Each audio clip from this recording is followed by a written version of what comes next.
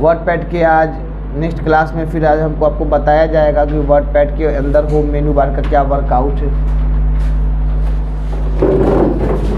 WordPad में आज home मेनू बार का ऑप्शन है, थोड़ा सा बड़ा टूल्स इसमें नज़र आता है। होम के अंदर पहला नाम आता है कट कॉपी पेस्ट। ये होता क्या है, अगर आपने कोई टेक्स्ट लिखा, जैसे लिखा दिस, आपने लिखा इज, आपने लिखा ए, आपने लिखा बोआ, दिस इज अ बोआ लिखा। अगर आप चाहते हैं कि यहाँ से ये दिस जो है, ये जो आपको दिस नज़र आ रहा है, ये दिस यहाँ से सेलेक्ट कर लेंगे, कट पे जाएंगे तो कट का काम होता है हटाना। फिर आपने कर्सर यहाँ रखा, स्पेस जगह छोड़ दी और जैसे पेस्ट किया तो वो दिस यहाँ आ गई। तो कट का मतलब है एक जगह से हटाना, लेकिन हर हालत में पेस्ट करेंगे तो वो वहाँ नज़र आएगा। अगर ये सब नज़र एक जगह और आ जाए, इज़ अ बोआ दिस, तो आप सबसे पहले इसे सेलेक्ट करेंगे, कॉपी करेंगे, फिर कर्सर करेंगे, स्पेस दबा देंगे,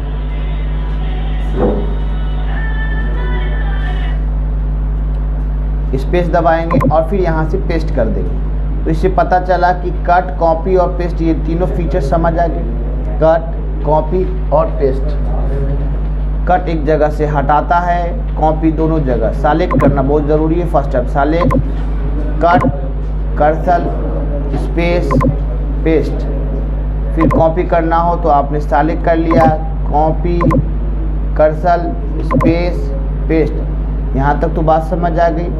तो ये इतनी आसान विधि है कि अगर आपसे सवाल करने वालों ने कहा कि ये क्या है, तो आप याद रखिए इसे कहते हैं फॉन्ट फैमिली। फॉन्ट फैमिली क्या होता है कि अक्षर की स्टाइल को चेंज करता है।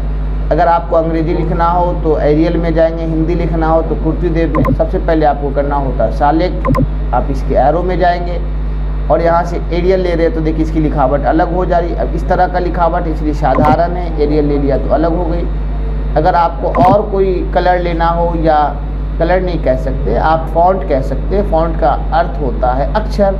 अक्षर कई सारी होती है, हिंदी, अंग्रेजी, मैथ, बहुत सारी है। फ़ॉन्ट की वजह से आप उसके स्टाइल को चेंज कर सकते हैं।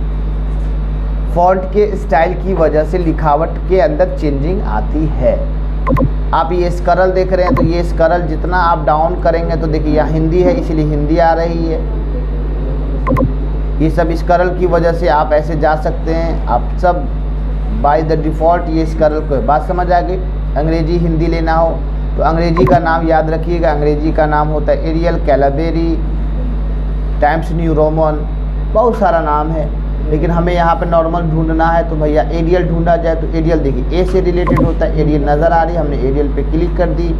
हिंदी लिखना होता तो कुर्तीदेव राज फॉन्ट, ये हिंदी लिखनी।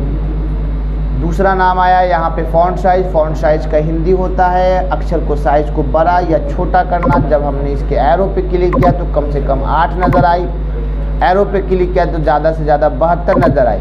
तो पता ये चला कि सर अगर हमें इसमें 73 लेना हो तो कैसे लेंगे। नियम के साथ तो 72 पे ख़त्म है और नियम के साथ 8 पे ख़त्म है।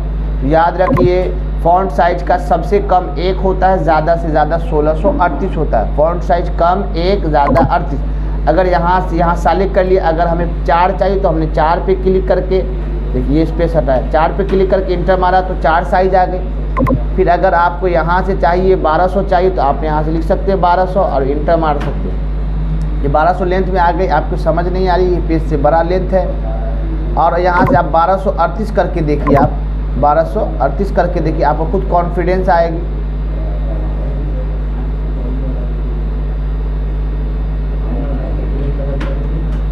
और 1238 के बाद यहाँ से ग्रो फॉन्ट करके दिखाते हैं तो यहाँ नज़र आ रही 1300। ये बाय मिसिंग है, बाय मिसिंग है, बाय मिसिंग है, ये बाय मिसिंग है। ऐसा नहीं होना चाहिए। फिर हम आपको पेज काट के दिखाते हैं।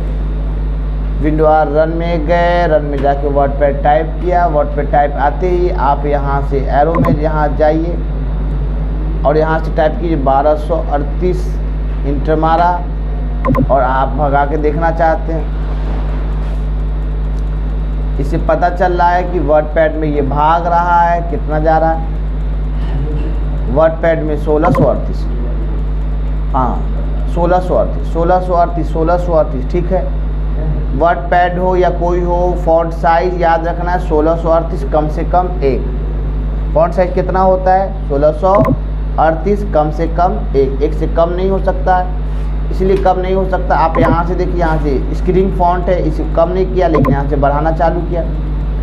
फॉन्ट साइज समझ आ गई, तुरंत घटा सकते हैं, तुरंत आप बढ़ा सकते हैं, मन चाह ले सकते हैं। अगर आपने जैसे ये मैटर लिखा इतना 4 साइज पे आपने सालेक्ट कर ली, अगर आपको 95 लिखना हो तो आप फट से यहाँ सालेक्ट करके यहाँ लिखेंगे 95 और इंटर प्रेस करेंगे तो ये 95 साइज में आ गई। तो ये टेक्स्ट के अंदर देखिए फटा हुआ नज़र आ रही है। हमेशा एरियल लेंगे तो फटा हुआ नज़र नहीं आएगी। तो फॉन्ट फैमिली समझ आ गई कि अक्षर में परिवर्तन करना।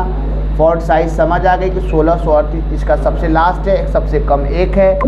ग्रो फॉन्ट का हिंदी होता है सिर्फ बढ़ाना और श्रिंक फॉन्ट का हिंदी होता है घटाना, यानी टेक्स्ट को बढ़ाना, टेक्स्ट को घटाना। बड़ा ए टेक्स्ट को बढ़ाएगा, इसको ग्रो फॉन्ट कहते हैं। Shrink font घटाएगा। बोल्ड मतलब मोटा होता, फिर इसी बोल्ड पर क्लिक करेंगे तो फिर पहली अवस्था में इटैलिक का हिंदी तिरछा, फिर उसी पर क्लिक करेंगे सीधा तिरछा समझ आ गई। अंडरलाइन नीचे से लाइन लाना, यू से अंडरलाइन, आई से इटैलिक, बी से बोल्ड, फिर क्लिक करेंगे बोल्ड हट गया, इटैलिक हट गई, अंडरलाइन हट गई।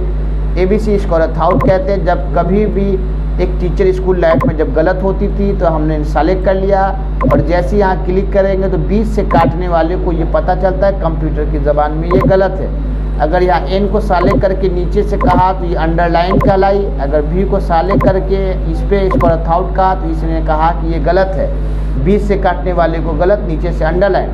X2 यानी H2O जब भी लिखना हो आपको तो इसी का इस्तेमाल करेंगे। आप एरियल में जाके ले लीजिए, ग्रो फॉन्ट कर दीजिए। अगर आपको लिखना H2O तो आपने लिखा कीबोर्ड से टाइप किया, H ढूंढेंगे H, फिर लिखा 2, फिर लिखा O, तो पता चला ये H2O गलत है। आप सबसे पहले 2 को सेलेक्ट कर लेंगे, सब स्क्रिप्ट X नीचे 2 सब स्क्रिप्ट, देखिए ठीक हो गई। अगर आपको D2O लिखना फिर आप नॉर्मल D लिख दीजिए, नॉर्मल 2 लिख दीजिए, नॉर्मल O लिख दीजिए। अगर ये D2 को नीचे करना है तो 2 सेलेक्ट फिर नीचे कर दीजिए, D2O समझ आ गई। इसको बोलते सब स्क्रिप्ट, इसका नाम भी है सब स्क्रिप्ट, लिख के आ गई। आपको अगर A स्क्वायर लिखना हो तो आपने लिखा A, फिर लिखा स्क्वायर, फिर लिखा प्लस, फिर लिखा B, फिर लिखा स्क्वायर, तो ये गलत है। नियम के साथ आपको 2 को सेलेक्ट करना होगा, सुपर स्क्रिप्ट में जाना होगा, फिर B को सेलेक्ट करना होगा, सुपर स्क्रिप्ट में जाना होगा। तो पता चला कि सबसे पहले सेलेक्ट करना होता है, सेलेक्ट करके गए तो सुपर स्क्रिप्ट समझ आ गए, नीचे गए तो सब स्क्रिप्ट। टेक्स्ट हाईलाइट कलर का मतलब होता है कि अगर आप H2O जो ब्लैक कलर है, पीछे का बैकग्राउंड वाइट है, बैकग्राउंड कलर अगर पीला चाहते हैं तो इसी टेक्स्ट हाईलाइट कलर में जाएंगे, पीछे से ले लेंगे तो ये बैकग्राउंड कलर हो जाए। इनका बैकग्राउंड लाल लेना चाहते हैं तो फिर टेक्स्ट हाईलाइट कलर में जाएंगे, लाल ले लेंगे तो पीछे से लाल हो जाएगी। अगर आप चाहते हैं फॉन्ट कलर चेंज करें, अगर फॉन्ट कलर फिर तो नियम के साथ सेलेक्ट करना होगा, फॉन्ट कलर में जाना होगा। आपने यहाँ से लाल ले लिया तो टेक्स्ट का कलर लाल हो गया, फिर सेलेक्ट नहीं हुई, सेलेक्ट हो गई, इसके एरो में गए और यहाँ से लाल कर दीजिए। तो आपने बाहर क्लिक करके देखा तो टेक्स्ट का कलर लाल हो गया। या लाल में ब्लैक है तो पीला करना चाहते हो तो सेलेक्ट कर लीजिए, टेक्स्ट कलर में जाइए, यहाँ से पीला कर लीजिए। ये बात समझ आ गई। ये इंडेंट है, ये डिक्रीज इंडेंट, इंक्रीज इंडेंट होता क्या है कि आप सबसे पहले ईजी स्तर से ध्यान दीजिए कि जो रूलर की जो लेंथ नज़र आ रही है, जो रूलर की जो लेंथ नज़र आ रही है इस कोने से इस कोना पे, ये लेंथ इंडेंट की वजह से नज़र आती है। अगर आपने इंडेंट को ऐसे ऐसे आगे भगाया तो ये इंडेंट जहाँ पे होती है कर्सर वहीं पे होती है, इंडेंट की वजह से कर्सर नज़र आती है। अगर आप लेफ़्ट भगा के इधर लाना चाहते हो तो ये इंडेंट आपको लगा डिक्रीज इंडेंट नज़र आता है और ये इंक्रीज इंडेंट नज़र आता है। इंक्रीज मतलब बढ़ाता हुआ, डिक्रीज मतलब घटाता हुआ। यहाँ पे आपको जो नज़र आता है स्टार लिस्ट, जब इस पर क्लिक किया गया तो इसमें एक नाम बुलेट है, यहाँ नंबरिंग है, यहाँ अल्फ़ाबेटिकल, यहाँ रोमन है। अगर आपको ये बुलेट चाहिए तो क्लिक कर दी, आपने टेक्स्ट लिखने का काम प्रारंभ किया। जैसे इंटर मारा नियम के साथ सेम बुलेट फिर आ गए, फिर इंटर मारा नियम के साथ सेम बुलेट आ गए। अब चौथा लाइन से चाहते कि अल्फ़ाबेटिकल ए से बने तो फिर आप इसी लिस्ट के एरो पे जाएंगे और यहाँ से पहले करेंगे नन, फिर इसी लिस्ट में जाकर आप नियम के साथ कर देंगे ए। तो क्रमबद्ध लगातार चल रही BI CI DI सब आई। अगर फिर आप यहाँ से रोमन चाहते हैं तो फिर आप इसी लिस्ट में जाएंगे, नन कर देंगे, फिर इसी लिस्ट में जाकर फिर आपको रोमन पे क्लिक करेंगे तो ये लगातार रेशियो चलता रहेगा, लेकिन सब चेंज ऑफ ग्राफ हो रहा है। अगर आपको सब हटाना हो तो नियम के साथ आप सब सेलेक्ट कर लेंगे, आप इसी लिस्ट के एरो में जाएंगे, नन कर देंगे। नन मतलब हटाना। ये लाइन स्पेसिंग है, लाइन स्पेसिंग का मतलब होता है टेक्स्ट के लेटर को आपस में सटाना। हमने सेलेक्ट कर ली, लाइन स्पेसिंग पे गए, हमने 1.0 किया, सटा। अगर और 0 चाहिए तो ये 10 पीटी को हटा देंगे तो पूरा टेक्स्ट आपस में सट जाएगा। लाइन स्पेसिंग समझ आ गई। अगर हटाना हो तो 2 कर दीजिए तो देखिए गैप हो गई, और गैप चाहिए तो 10 पीटी कर दी तो और गैप बढ़ गई। सटाना हटाना समझ आ गए, लाइन स्पेसिंग को कहते हैं। ये लेफ्ट एलिगेंट, ये सेंटर, ये राइट, ये जस्टिफाई होता क्या है, जब आप बाय द डिफ़ॉल्ट कर्सर देखते हैं तो ये लेफ़्ट की वजह से है। आपने चंद दोहा इस तरफ से लिखा, इंटर मारा, टेक्स्ट देखिए लेफ़्ट साइड से क्रमबद्ध बराबर है, आगे पीछे राइट में हो रही है, लेकिन text is equal, text is equal. आप देखिए कि इस रेशियो से लगातार बराबर, ये आगे पीछे हो रहा है। आपने इंटर प्रेस कर दी।